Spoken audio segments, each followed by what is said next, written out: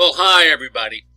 My name is Jim Burns and welcome to this presentation on how you can develop respect and responsibility in your children and in your students.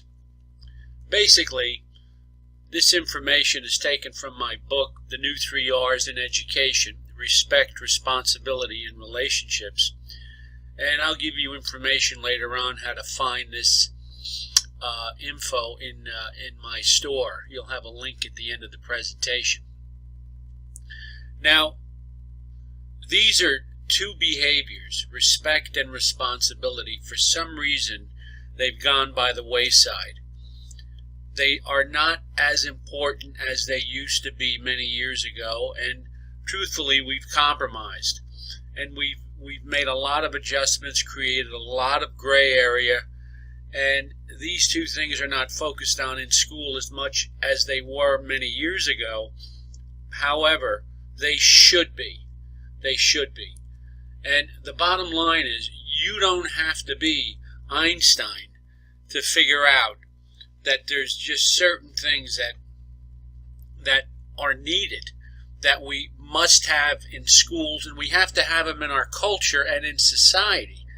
That has to start within a family, but it also has to be something that is insisted upon, because if we don't, we are setting our students up and our children up for a lifetime of failure in relationships and in the job market when they have to do certain things that they don't want to do.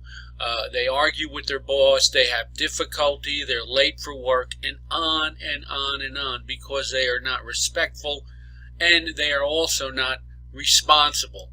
The other piece that I'll share with you is we have to teach our children how to work within the framework of a system where relationships are important.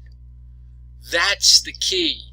The relationships that kids have, will automatically transcend into them being more respectful and more responsible. We need to understand these two things. Number one, if you can't explain it simply enough, you probably don't understand it well enough. And we can't solve a problem at the same level of thinking we were at when the problem was created. It's impossible. This stuff started many years ago, and now we're trying to solve this problem. Well, back then it was expected. Now what are we going to do? Now we have to demand it. We have to demand this from our students and our children. Back then, 20, 30, 40 years ago, nobody had a problem showing it. There has been a continuous deterioration in respect and responsibility. And in order to get it back, we're going to have to fight for it and regain that surrendered ground. Here are some of the compromises that I've spoken about in my book, in some of the talks that I've given, that have led to the problem with respect and responsibility. Number one, whatever happened to Mr., Mrs., and Ms.?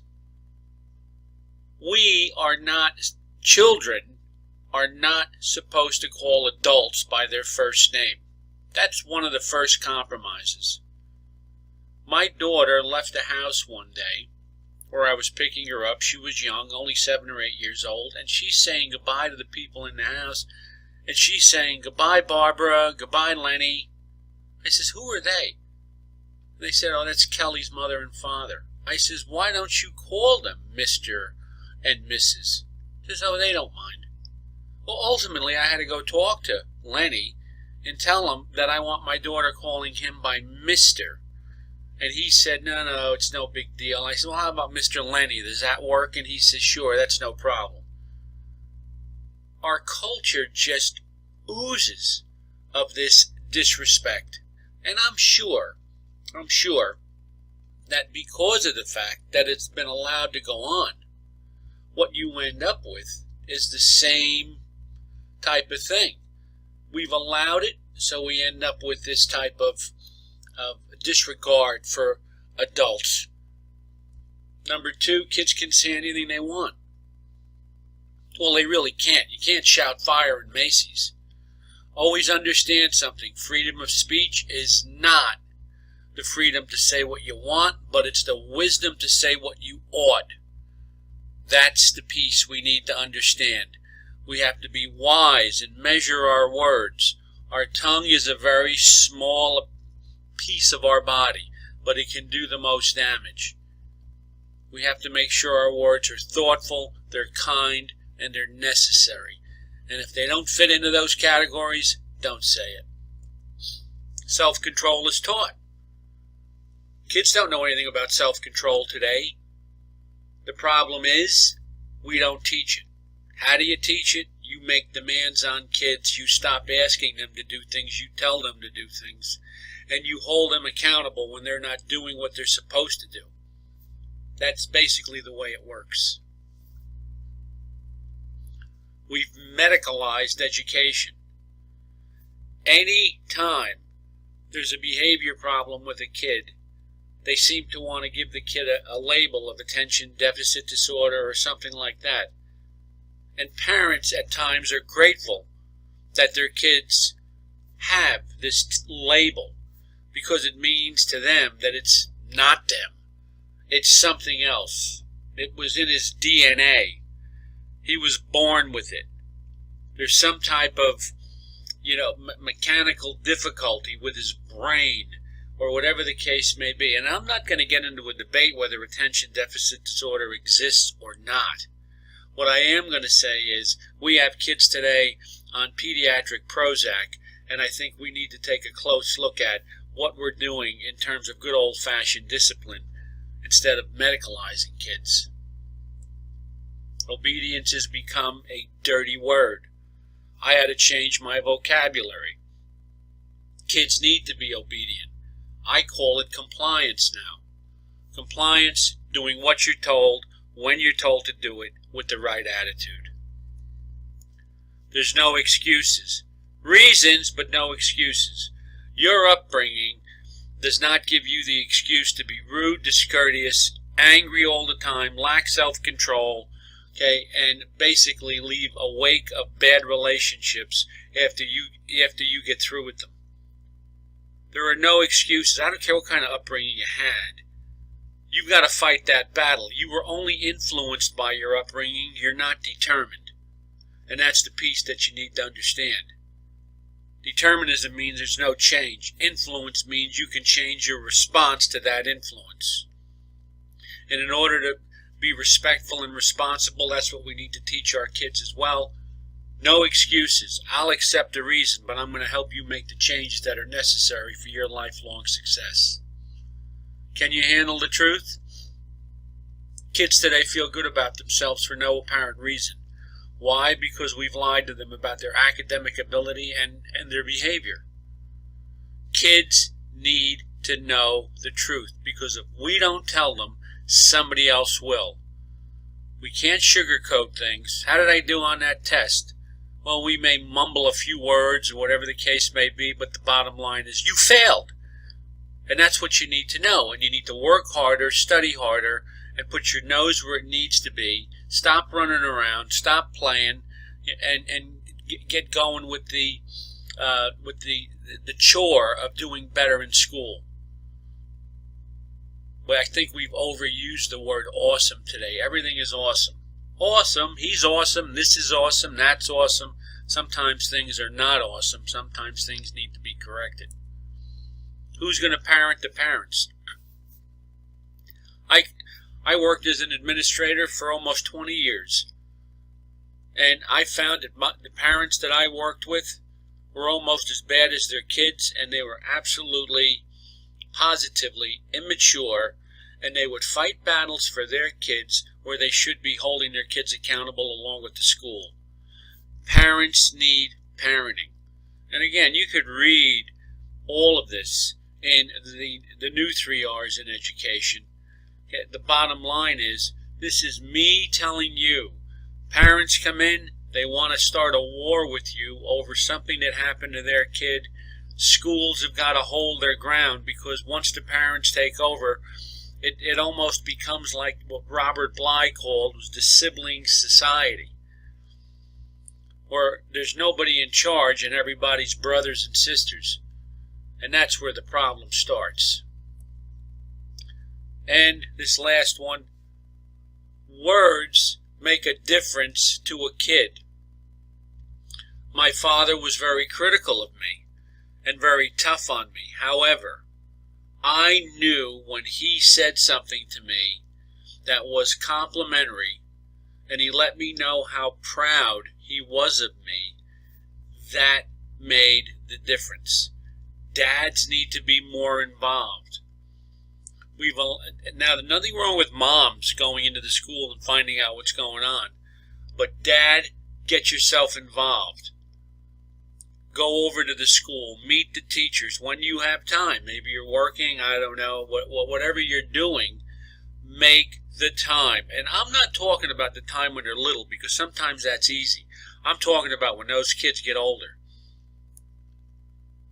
Don't stop paying attention to your children's education once they get older.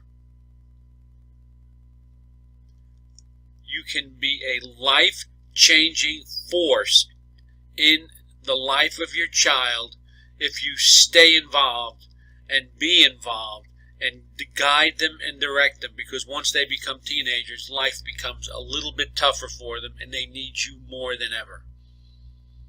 We've compromised that. Sometimes we've even given up on it. And fear is the greatest motivator. I don't mean fear of physical punishment.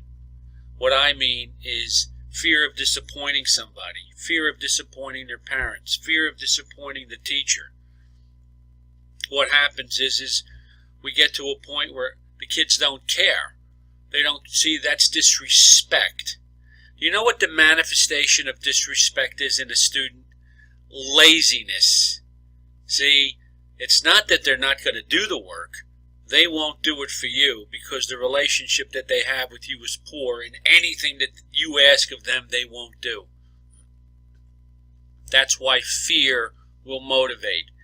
And I would hate to see kids, as they grow older, become more motivated by the fear of the police, the fear of incarceration, the fear of addiction. I'd rather have them fearful now of disappointing me or disappointing their teacher, so that they understand what their responsibilities are. Now, next slide. Random access memory. What is this? First of all, kids can suffer from what's known as situational reactive disorder. And all this is, they are occurrences in this kid's life that he hasn't had time to rehearse for. And it leads to an unfavorable response. And you see it in kids all the time who are little. Somebody pushes them down on the playground, they fight over a swing, and they don't know how to manage certain things that happen when other kids say things to them or other kids do things to them. So they don't know what to do, so they react. They scream, they throw tantrums, they fight, they do all kinds of different. Sometimes they withdraw. How do we keep it from happening?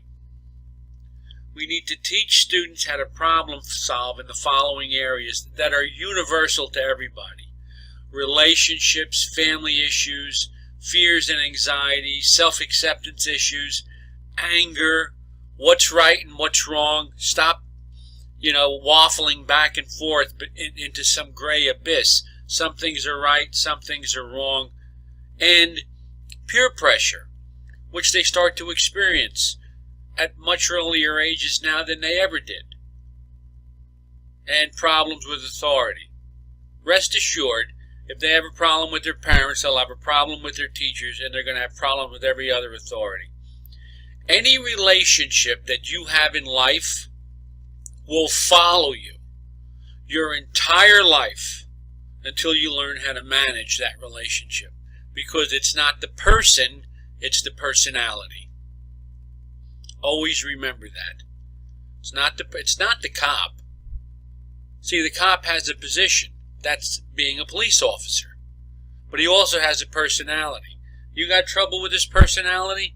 That's up to you. But you can't have trouble with his position unless you want to end up in handcuffs. Now, this is where it all starts. Kids between the ages of birth and 7 or 8 years old need to show us compliance first. Compliance, really, when they listen to you and they listen to you well, it is a form of respect. As kids show that compliance and respect, what we begin to do is we begin to reward them. How do we reward them? See the tip of the triangle when they're first born and they're not compliant and they're not respectful? What happens?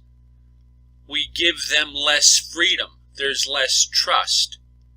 But the minute that they show us compliance and respectfulness, we start to drift down into that triangle. And this is the way it should be. No compliance, no freedom. Meaning, I make choices for you, I tell you what you're going to do, and I do this in a way that is not only there as a method of keeping you restrained, but a method of teaching you what needs to be done. I'm always in the teaching mode. Now we get to the middle of the triangle, and this is where kids begin to think as an adult. Around the age of 9 or 10, they start to lose their fear of their parents, and they start to think like an adult. About 3% of their brain thinks like an adult. That's called mental puberty. And when that happens, they start arguing with you. You have less arguments if you started and built compliance and respect when they were younger. The social and emotional window to the brain closes at around the age of 5. So that means anything that was put in there between birth and 5 years old is what they're going to remember. Everything you always wanted to know, you learned in kindergarten. There it is. Once you have fought that battle, and the kid now is 9 or 10 years old, now we can talk to him about greater responsibility, character development, and what he needs to be successful as an adult. The reason that we have trouble with kids as they get older is we started too late. You got to start when kids are young. And when they're young, you can get through to them much more easily because they still have a healthy fear of adults. With teenagers, we lead by the power of our relational influence. And we look to help them understand relationships and friendships. With little kids, we lead by the influence of our power. With older kids, we lead by the power of our influence. Now, what's going on right now? Exactly the opposite. We give a young kid all kinds of freedoms. He grows up. He has no boundaries. When he's younger, he has all kinds of tantrums. Starts to become rebellious between 9 and 12 years old. No self-discipline, no self-motivation. And then he becomes a teenager. And what do? We try and restrain a teenager. And that's something that you just can't do. You could tell a kid, I'm not giving you the keys to the car, but he'll still go out. He'll still battle you. He'll still fight you. And it is almost unbearable when you have teenagers in the house who don't listen. And people wonder why they don't listen. They don't listen primarily because they were never taught how to be compliant and respectful when they were like 5 years old. And if we can do that, if we can work on that, you're going to find out that kids are going to have a much easier time of it as they get older. Here's our relationship illustration. The brain, the neocortex, is at the top. The limbic system is in the middle. The brain stem is at the bottom. Brain and stem is where someone goes for survival. Respiration, heart rate. You end up with the fight or flight theory. Kids are either, when they get into when they start having a problem, they're either going to run away from it, or they're going to stand there and go toe to toe. The kids who stand there and go toe to toe are conduct problems. They need to develop respect. The kids that come in and put their head down at the desk, those are the kids that are clinical problems. They need to develop responsibility. Don't think that because a kid has a clinical issue that he doesn't have to be responsible. My friends, he needs to be more responsible. It's something that we just don't understand. He needs to be more responsible. Because part of the reason why he's having some of the clinical issues, or mental illness, if you will, is because nobody ever made him believe that he was capable and that he could do things. And the more I believe I can't do things, the more depressed I get. And the more anxiety I get when people start to expect things of me when I get older, because I don't even know how to do it. Now you see, in this brain we have the bricks in the wall. If I have a poor relationship with a kid, my name automatically goes on one of those bricks. All incoming information has to pass through the emotions before it can reach the neocortex. So, if I've had a bad go of it with a kid, and my name is on one of those bricks, the next day I start teaching, the information comes in, the brain filters that and says, where is it coming from? And it communicates burns. The brain will downshift and go into the stem because I produce stress. The primary responsibility of the brain is survival of its owner. The brain's not going to let anything happen to the head that it is in. So what happens? It downshifts, goes into the stem. And now you're wondering what's wrong with this kid. You know what? There may be nothing wrong with him. You, as the teacher, need to work on building better relationships with those students. It's like you have to do whatever you can to have a relationship with kids that don't care. You have to talk with them, spend time with them. I'm going to go over a bunch of stuff in a minute. You have to let them know that you care, and you have to be fair and firm, and your discipline needs to be handled with rules and regulations and compassion and understanding. I would urge you to take this presentation that I'm doing right now, memorize it, and share it with your staff at your school. This is a critical presentation for those who really want to make changes, because we have had so many compromises over the course of so many years that the behavior has gotten so much out of control, and we all know it. We don't want to talk about it. But the bottom line is, it's time. We have to discuss it. And as far as I'm concerned, this is ground zero, and we got to do something before things get really out of control. Now, these are the 3 behaviors that you have to develop in all kids. I'm just showing them to you again as a review. Respect. Is the child's behavior violating the rights and privileges of others? Is there any type of communication that is ungrateful, or does he have a disregard for others? Responsibility. Is this child following through on tasks? Have I motivated him to do the job initially by working with him? That's a key to responsibility. You work with a kid until you're confident enough that you can shift the responsibility to him. And then he'll have a sense of achievement. Compliance. Is the kid being respectful to the instructions given?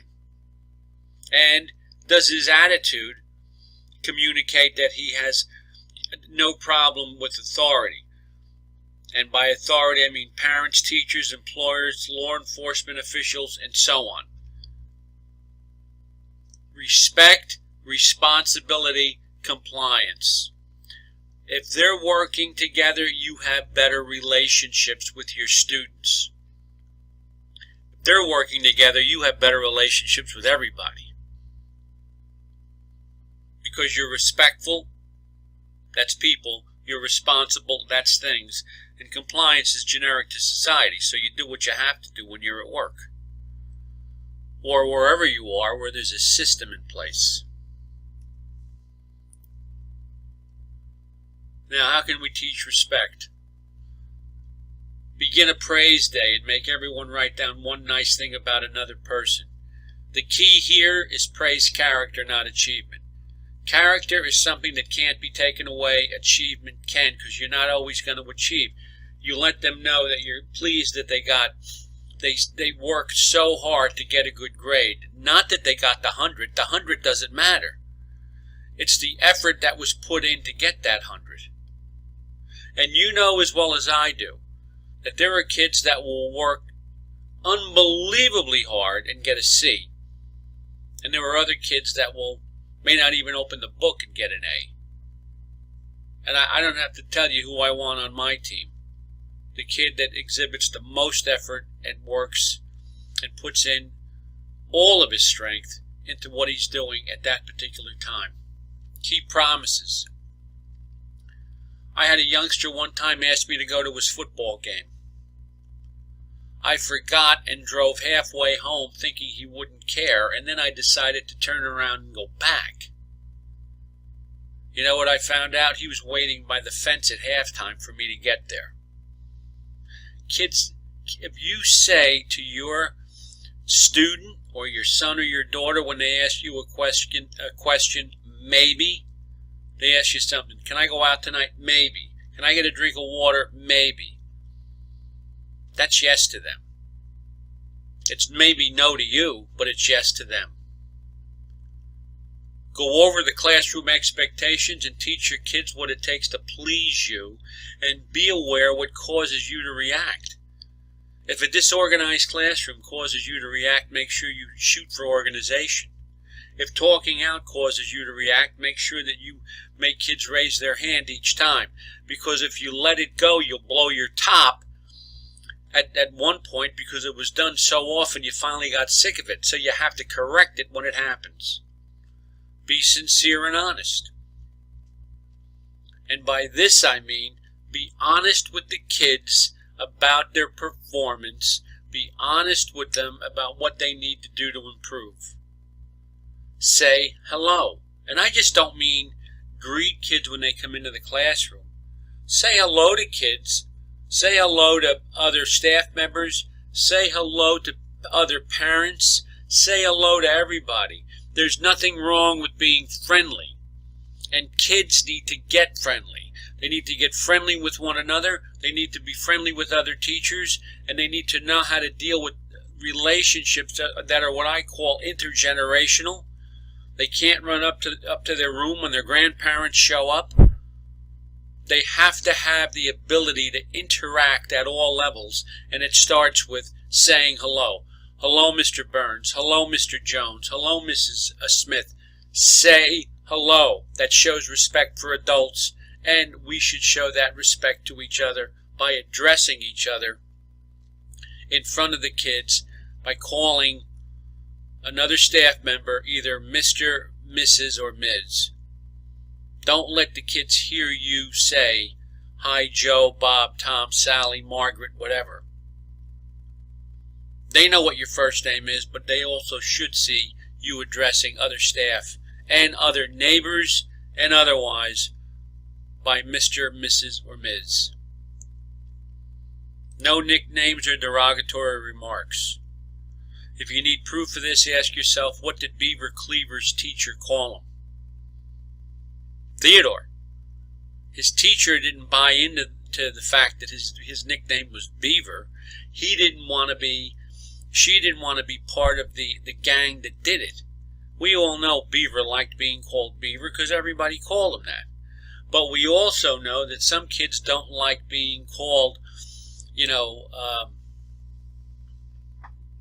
any nickname at all. They may not like it, but they don't want to have a problem with their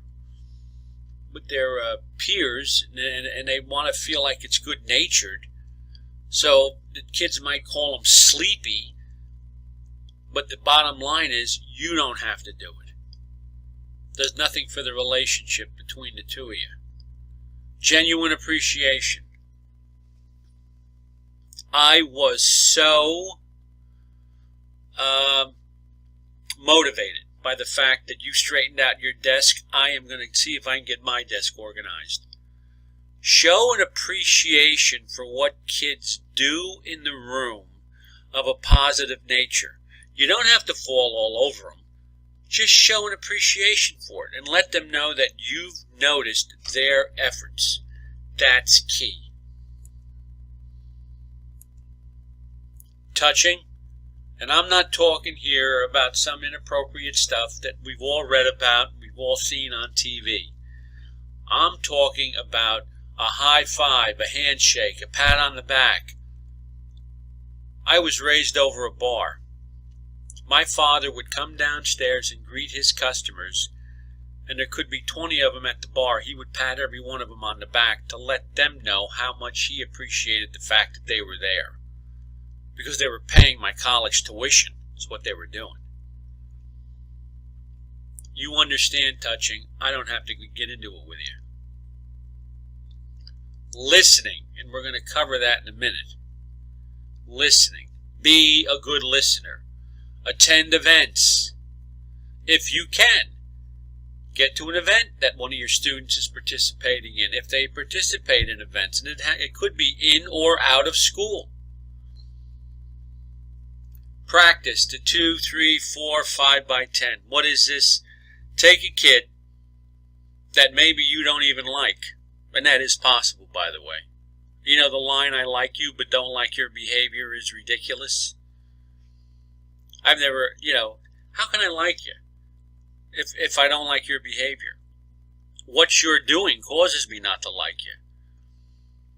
So, take one of those kids and practice this.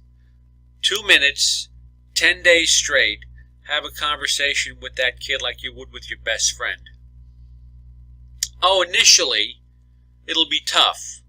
But by the time you get to the 6th or 7th day, that kid's going to be looking to you for the conversation.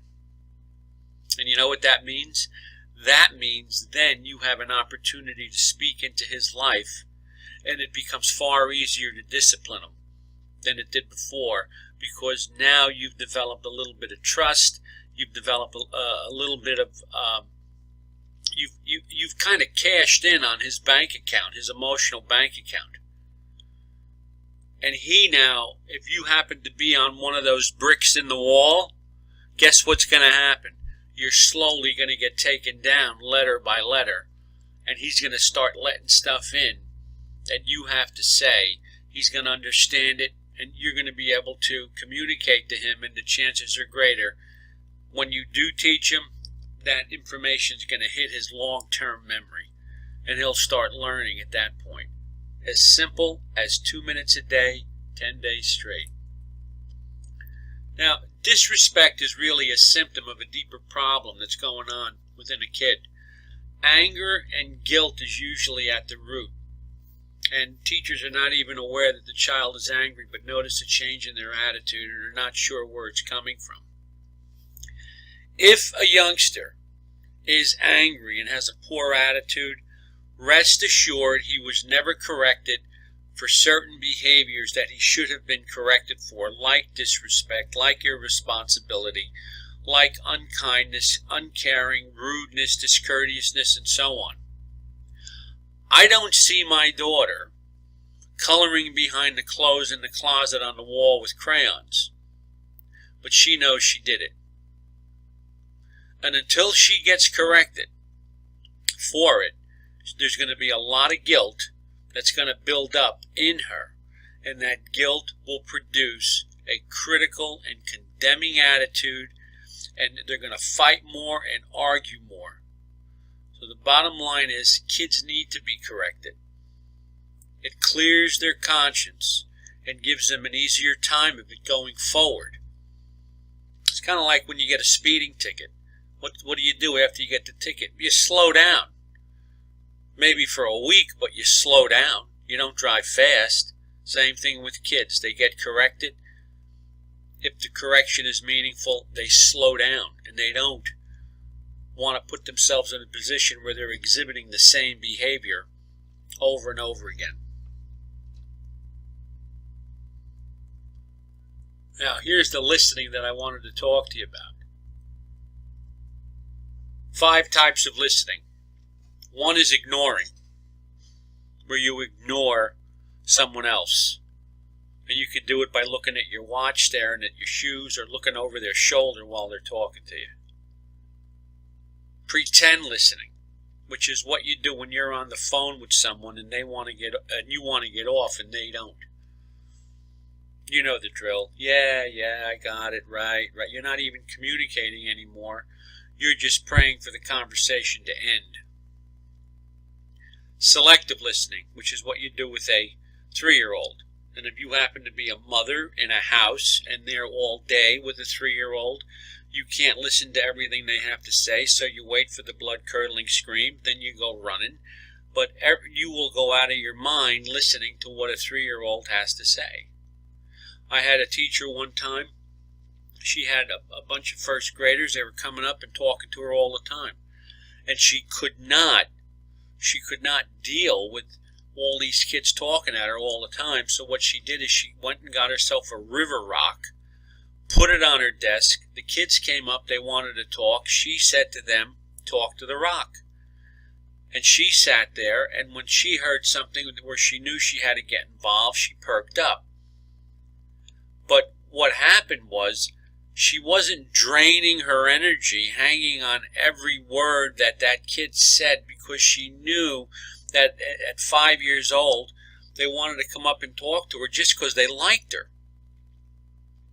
So she waited, and she practiced a little selective listening until something was said that she needed to hear. Then she got involved. Attentive listening, you're paying attention with your ears, your eyes, your body. You're probably in rapport with the person you're speaking with. And that's good.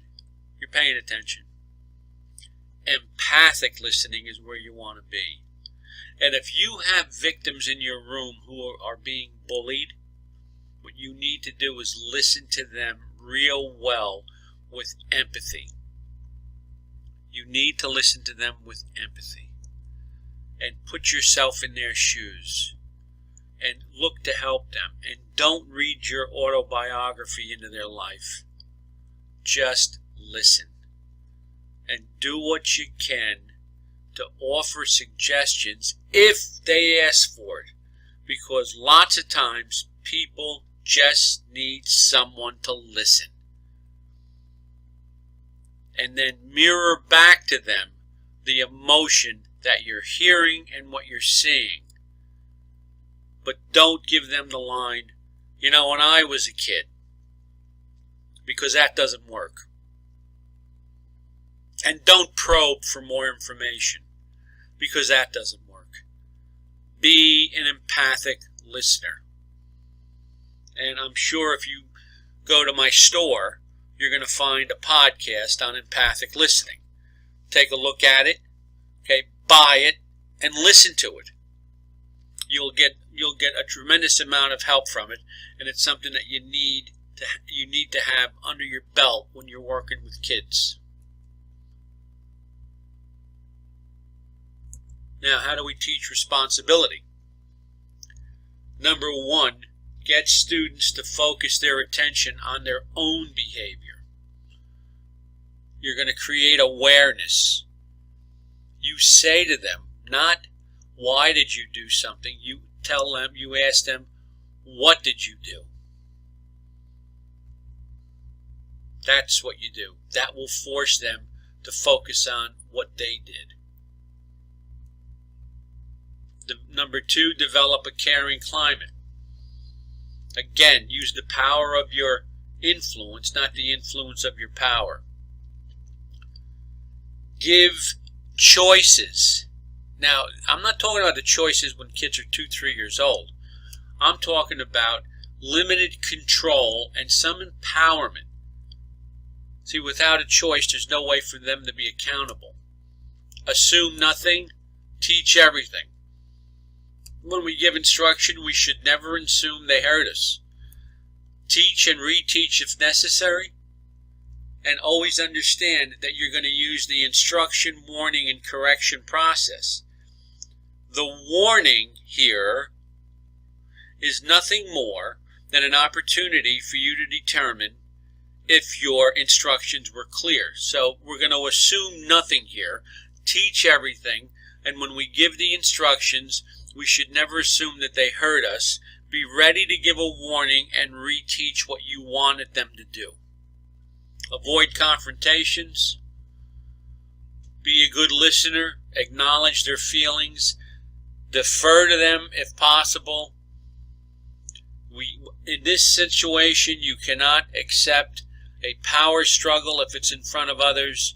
You have to figure out, in that case, how to get off the battlefield if in fact you smell a power struggle coming, where you save face and the student saves face. Make a plan. Pose some questions and ask the student to come up with a resolution to the problem. So what are we going to do? How are we going to do this? You've been late too many times. How are we going to handle it? You're not turning in your homework. How are we going to handle it? You're always out of your seat. How are we going to handle it? And you work on the plan with them so that they're part of the solution. See, while they're being irresponsible, they're part of the problem. But if you let them make a plan with you, they become part of the solution. And most times, people who are part of the solution are more apt to follow the rules and do what they're told. Compliance, doing what you're told, when you're told to do it with the right attitude. And here it comes, the instruction, warning, and correction process. There's two basic ways we instruct kids. One's by example, and by teaching specific information. And if we abruptly correct a child, we assume that he heard us and he understood us, which is what we just spoke about. The warning is not a prelude to punishment. Should never be used as a threat. It should be used to determine if we communicated the correct information. And then the correction. If we don't correct inappropriate behavior, by default we communicate agreement. And we need to evaluate our motives for the correction. And we need to consider it based on the three basic objectives that we just spoke about. Am I looking to develop greater respect, greater responsibility, or am I trying to get the kid to be more compliant and do what he's told? The idea is when responsibility and respect are present, the relationships that you have with that student or your own children improves. And when kids are younger, if you can get them to be compliant, as I illustrated in that triangle, respect and responsibility will follow moving forward. 3R's, respect, responsibility, relationships. The most important 3R's you're ever going to teach, not reading, writing, and arithmetic. Respect, responsibility, and relationships. And as kids get older, there's a fourth R. That's part of one of my other books, which is called the real 3R's, which is respect, responsibility, and resilience. Getting kids to bounce back when they've had difficulty. I am telling you folks, this information is invaluable. I would encourage you to share it at a faculty meeting. I would encourage you to share it with other people if you purchase this presentation, because this will absolutely be life-changing. And it is all information that we covered many years ago, and it was expected many years ago. And it was also delivered by the kids because they respected their parents, they wanted to be compliant, and they wanted to please adults. So, thanks for watching. To get more information, visit my store and my website by clicking on anti-bullying resources. That'll take you to the store. Go to my website, the Bullyproof Classroom. You're going to love it there. Click on that one. You can follow me on Twitter, or you can follow me on Facebook. And if you have any questions at all, you had my email address at the front of this presentation. Do yourself a favor. If in fact you feel as if you need to, don't hesitate to drop me a line. Thank you again, folks, for listening. It was my pleasure to present this to you. I hope that I hope you enjoyed it, and I certainly hope that you can use some of it in your classroom or in your home. Thanks again.